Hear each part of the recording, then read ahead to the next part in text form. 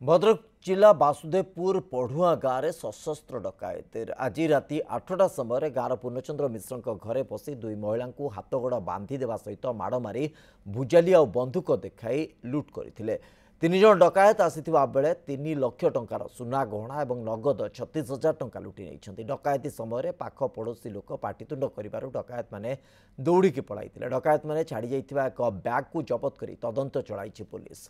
जबत bag रे 2टी भुजाली छुरी सहित किछि सुनागहना जना पड़ी।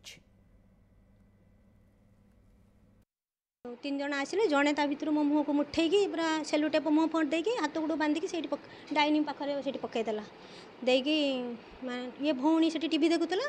तार भी सेलुटेप मुह फुह बांधिकी हाथ गोड़ बांधिकी से पकईकी ताकू भी मारी ढेरे आउ 2 जन तांकर से घर ए घर से घर सब लकर से पल्लंग लकर मागिले मत मुझे जानी ना शुद्ध उड़े मारिक उड़े दियो भेन काटी दियो तार एमती कहले से मुझे डर कहनी पैसा अच्छी से शाड़ी पछपट नहीं जाओ आउ गोटे बड़ गहना मागिले मुझे गोटे बड़ फूलर गोटे बड़ कान फूलटे अच्छी से पाइलानी